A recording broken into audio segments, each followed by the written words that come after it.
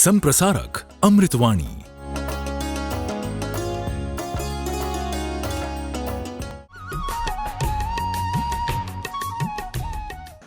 आरहत वाङ्मय में कहा गया है, अधुवे असासयम्मि संसारम्मि दुख पौराय किं नाम होज्जतं कम्मयं जेनाहम दुग्ग इम न गच्छेज्जा। उत्तराध्ययनानि, उत्तराध्ययन जैन आगमों में से एक आगम है और उसके 8वें अध्ययन में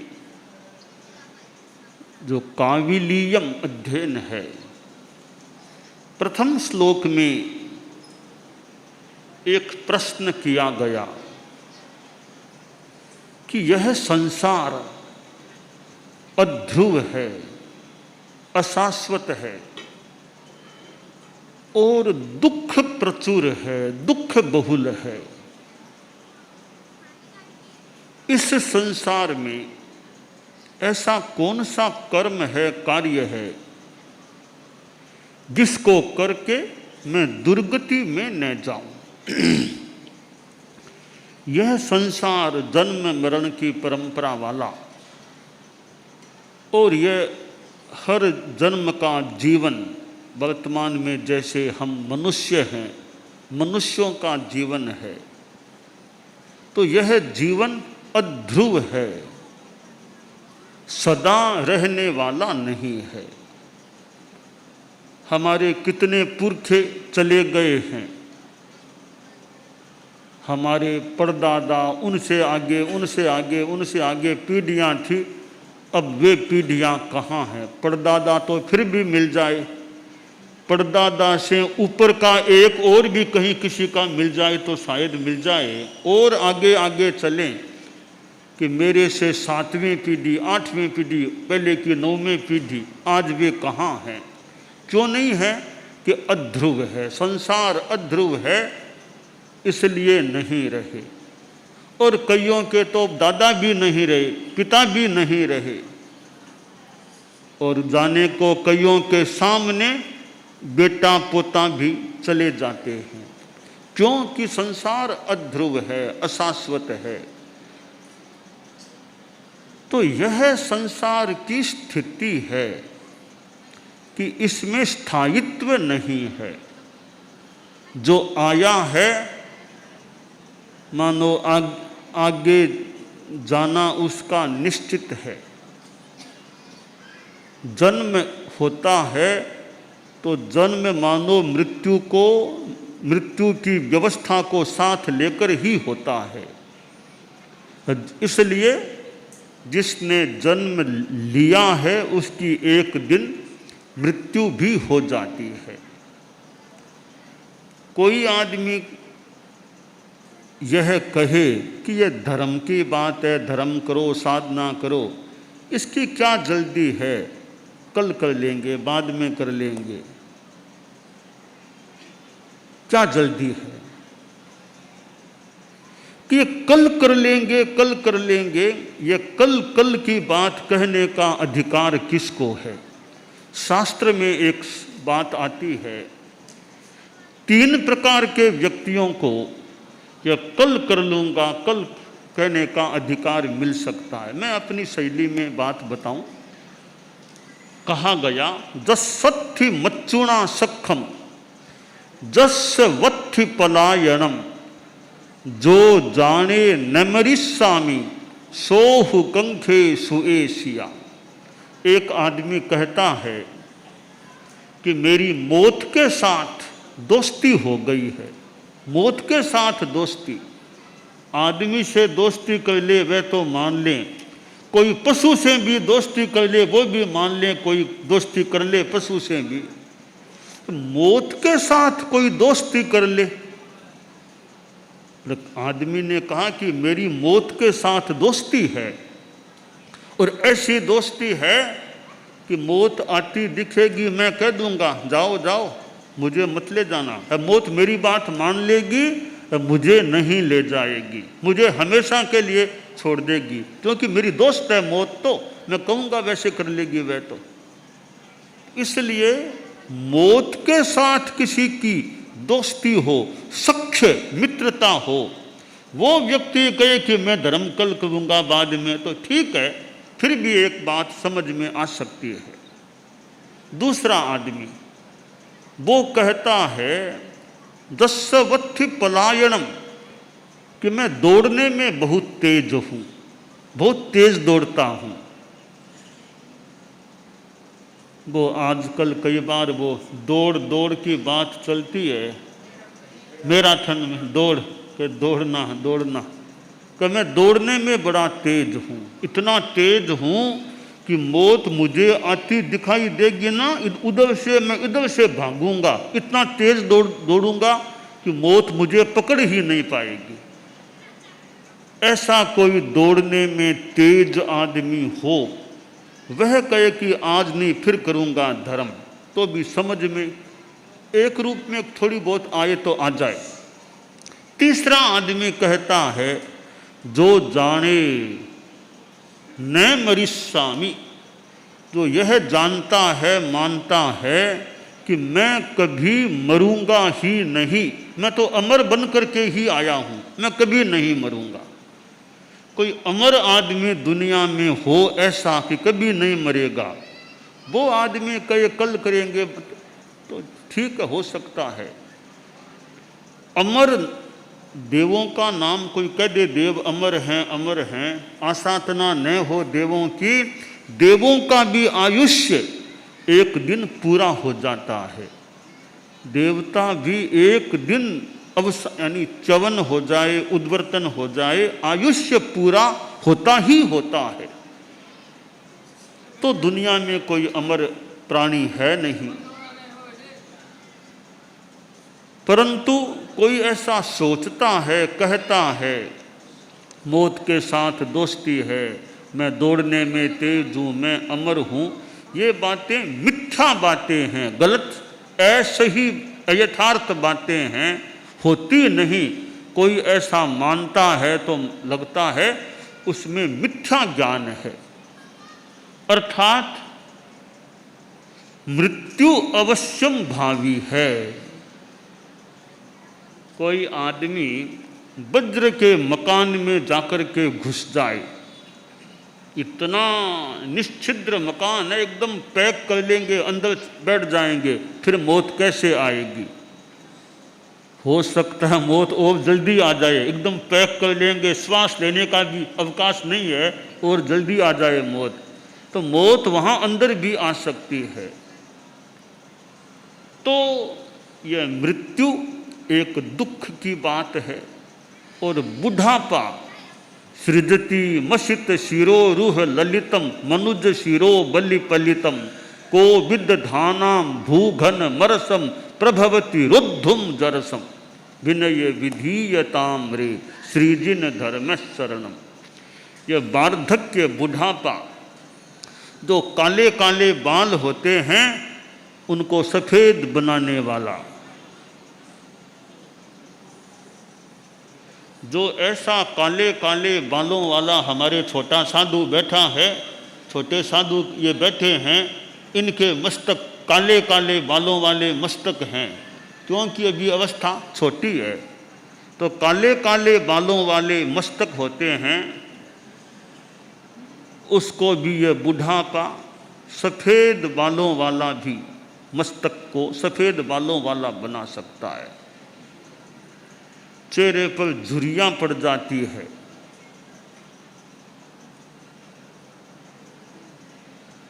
तो वार्धक्य को रोकना भी मुश्किल है। बीमारी भी कई बार आ जाती है, कितना ही ध्यान रखे, कई बार ऐसा वो असात वेदनीय का योग बनता है, लगता है हो सकता है कोई निकाचित ऐसे कर्म हो, शरीर व्याधिग्रस्त हो जाए। तो मृत्यु अवश्यम भावी है। मृत्यु के आने के अनेक रास्ते हैं, अनेक रास्ते। दुर्घटना से मौत हो जाए, बहुत खुशी से घर से रवाना हुआ था, आगे पहुंचा ही नहीं, बीच में ही काम तमाम हो गया। और कोई छत आदि गिर जाए तो मान लो मृत्यु हो जाए, बीमारी हो जाए तो मृत्यु, और कोई दुर्भाग्य से कैसे सुसाइड कर ले तो मृत्यु हो जाए, या आयुष्य पूरा हो जाए स्वाभाविक रूपेण तो मृत्यु हो जाए। अनेक द्वार हैं मौत के आने के। तो यह संसार अशाश्वत है, अध्रुव है। जन्म के बाद मृत्यु, पुनरपि जननम पुनरपि मरणम पुनरपि जननी जठरे शयनम, यह ऐसा संसार है। बार जन्म मृत्यु, जन्म मृत्यु, जन्म मृत्यु, जब तक मोक्ष न हो जाए यह क्रम चलता है। और यह पुनर्जन्म की जो बात है, कभी बेटा है वो आगे के जन्मों में कहीं बाप बन जाए, बाप कभी बेटा बन जाए, और ये कई जन्मों तक रिश्ते भी, मित्रता के संबंध भी आगे से आगे चल सकते हैं, तो दुश्मनी के संबंध भी आगे से आगे चल सकते हैं। तो यह जो संसार है, इसमें ऐसा क्या करें कि कम से कम दुर्गति में तो न जाना पड़े, नरक में न जाना पड़े, त्रियंश गति में न जाना पड़े, और कभी मोक्ष भी जल्दी मिल जाए। तो उसके लिए ये वीतरागता की साधना, स्नेह, अरागता, वीतरागता की साधना, आदमी वीतरागता की दिशा में आगे बढ़े।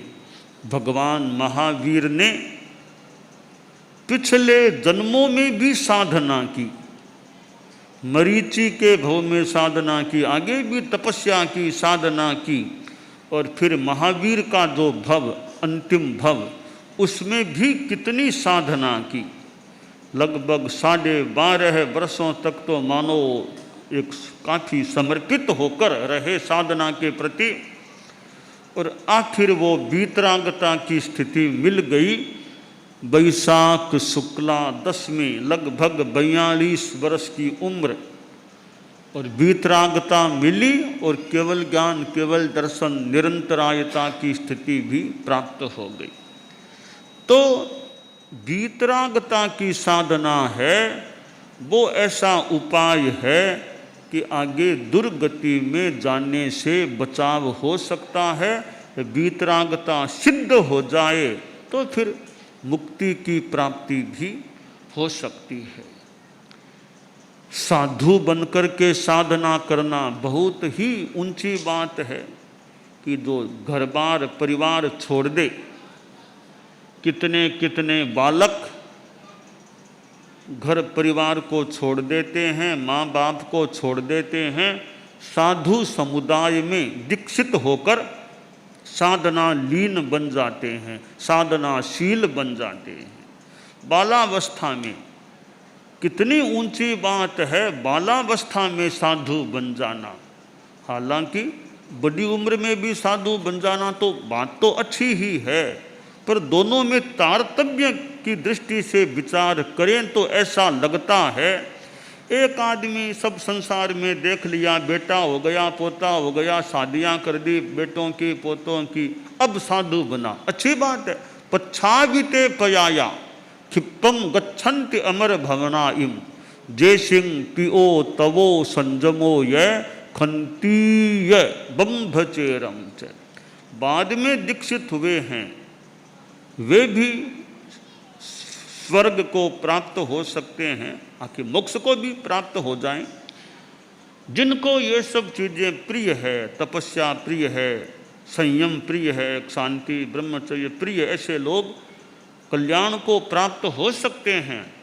पर तुलना करें तो बचपन में जो साधु बन गए हैं और अविवाहित अवस्था में, जीवन के पहले दशक में, दूसरे दशक में ही साधु बन गए हैं और लंबे काल तक संयम की अच्छी साधना करके इस शरीर को छोड़कर आत्मा ऊपर चली जाती है, तो कितनी ऊंची बात है। एकदम जीवन कितना निर्मल रह गया, ज्यों की त्यों धर दीन चदर। तो यह चद्दर जीवन की एकदम निर्मल रह जाए, आत्मा निर्मल रह जाए, तो वृद्धावस्था में दीक्षित होना भी, दीक्षा तो है ही, पूजनीयता भी प्राप्त होती है, पर बालावस्था में साधु बन जाना तो और भी विशेष बात लगती है। परम पूज्य आचार्य श्री तुलसी जीवन के 12वें वर्ष में ही संत बन गए थे और लगभग 82-83 वर्षों तक का उनका जीवन काल कितना लंबा, यह संयम पर्याय। परम पूज्य आचार्य महाप्रज्ञ जी हमारे 10वें अधिशास्ता जैन श्वेतांबर तेरा पंथ के जीवन के 11वें वर्ष में ही परम पूज्य कालूगणी के पास दीक्षित हो गए थे और करीब 90 वर्ष तक का उनका जीवन काल, कितना लंबा संयम पर्याय। ऐसे अनेक अनेक व्यक्तित्व जो बालावस्था में ही दीक्षित हुए हैं। तो ये दीक्षा लेकर साधना करना बहुत अच्छी बात है, पर सारे कोई दीक्षा ले लें साधु बन जाएं, ये कठिन बात है। तो गृहस्थावस्था में रहते हुए भी धर्म के पथ पर चलें, सद्गृहस्थ रहें। और जो अनुव्रत यात्रा हमारी चल रही है, अनुव्रत की बात है, हमारे जैन शास्त्रों में बात है, महाव्रत अनुव्रत, छोटे छोटे व्रत नियम, श्रावक के व्रत और जो अनुव्रत आंदोलन के नियम हैं, वे छोटे छोटे नियम जीवन में आ जाएं तो गृहस्थ का जीवन भी मोक्ष की दिशा में आगे ले जाने वाला, दुर्गति से बचाने वाला सिद्ध हो सकता है। गृहस्थ जीवन में भी नैतिकता कितनी है, ईमानदारी कितनी है, ऑनेस्टी, मोरेलिटी, ट्रांसपेरेंसी, ये कितनी है, पारदृश्यता, नैतिकता, ईमानदारी, ये जीवन में है। इसका मतलब जीवन में कुछ पवित्रता है, जीवन में नशा मुक्तता, no drinking, no smoking, no gutkha, no zarda, शराब नहीं, बीड़ी सिगरेट नहीं, जर्दा नहीं, गुटखा नहीं, खैनी नहीं, नशा मुक्त जीवन हो। जैन हो या अजैन कोई हो, नशा मुक्त यानी संयम युक्त जीवन, एक सीमा तक का संयम और सद्भावना, सबके प्रति अच्छी भावना, मैत्री भावना, मंगल मैत्री भावना। जाति संप्रदाय आदि को लेकर दंगा फसाद, मार काट, हिंसा, हत्या, इनमें कहीं नहीं जाना, मैत्री भाव रखना। तो गृहस्थ जीवन में भी संयम है, गृहस्थ जीवन में ईमानदारी है, नैतिकता है, नशा मुक्तता है और यह मैत्री भाव है। और हम इधर श्रावकाचार, श्रावक के 12 व्रत जीवन में हैं, और आगे चलें तो हमारे यहाँ जो सुमंगल साधना, बहुत ऊंची साधना, वो श्रावक श्राविका के जीवन में आ गई है। अच्छा पालन होता है तो दुर्गति से बचाव की बात हो सकती है। तो जीवन में यह एक बड़ा चिंतन का विषय है। किं नाम हुज्जतम कम्मयम जेनाहम दोग्गयिम न गच्छज्जा। वह कौन सा कर्म है, कौन सा आचरण है जिसको करके मैं दुर्गति से बच जाऊं, मुझे दुर्गति में न जाना पड़े, नरक निगोज तिर्यंच इनके मानो ताला ही लग जाए, इधर वहाँ कहीं जाना ही न पड़े। सम्यक्त्व की प्राप्ति हो गई है, सम्यक्त्व पुष्ट है। सम्यक्त्व अवस्था में कोई आदमी आयुष्य का बंद करता है तो नो नरक, नो हेल, नरक में नहीं, आयुष्य का नरक का नहीं बंधेगा, त्रियंश गति का नहीं बंधेगा और मनुष्य गति का भी नहीं बंधेगा। और भवनपति, देवों में न भवनपति का, न व्यंतर का, न ज्योतिष्क का, ये नहीं बंधेंगे, न स्त्री का, न नपुंसक। अच्छी गति में जाने का मौका मिलेगा। वैमानिक गति के सिवाय और कोई गति नहीं। इस मनुष्य जीवन में कोई सम्यक्त्व अवस्था में आयुष्य का बंद करेगा तो एकमात्र वो वैमानिक देवगति का ही आयुष्य बंद हो सकेगा। तो नरक निगोद के ताला लगाना है तो सम्यक्त्व आ जाए, वो भी पुस्तक सम्यक्त्व आ जाए, तो फिर मानो कि नरक निगोद के तो त्रियंच के भी ताला लग गया। तो किम नाम हुज्जतम कम्मयम जेणाहम दुग्गयम न गच्छज्जा, वह कौन सा कर्म आचरण है जिससे मैं दुर्गति में न जाऊं। तो सम्यक्त्व पुष्ट है तो दुर्गति से बचाव की बात, और अस्नेहता वीतरागता की बात आ गई, फिर तो कहना ही क्या है। तो यह धर्म का पथ, हम जैन शासन से हम लोग जुड़े हुए हैं, जहाँ अहिंसा की बात है, संयम की बात है, तप की बात है, समता की बात है, ऐसा जैन शासन। और जहाँ 4 तीर्थ, साधु साध्वी श्रावक श्राविका, ये 4 तीर्थों की बात है, तो भगवान महावीर से जुड़ा हुआ यह जैन शासन। और हम लोग चूँकि जैन श्वेतांबर 13 पंथ में हैं, तो परम भगवान महावीर के फिर आगे चलें, परम पूजनीय आचार्य भिक्षु से जुड़ा हुआ यह भैक्षव शासन। तो जैन शासन में भी अनेक आमनाएँ हैं। थानकवासी समुदाय की साध्वी जी, अजराम्र संप्रदाय की, तो साध्वी जी भी पहुँचे हैं हमारे जैन शासन में, जो हैं अच्छी साधना चलती रहे। और यह हमें मनुष्य जन्म में मिला और जैन शासन में साधना करने का मौका मिला है। तो विभिन्न आमनाएँ हैं, थानकवासी समुदाय में भी अनेक आमनाएँ हैं, अजराम्र संप्रदाय, और यूँ गुजरात में 6 कोटि 8 कोटि आदि अनेक हैं।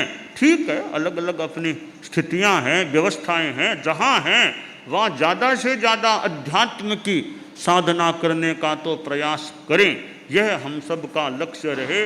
तो अध्यात्म ऐसा तत्व है कि जेना हम दुर्गयम न गच्छज्जा, फिर दुर्गति से बचाव हो जाए, उसका संभवतः एकमात्र उपाय है, वो है अध्यात्म की साधना। संप्रसारक अमृतवाणी।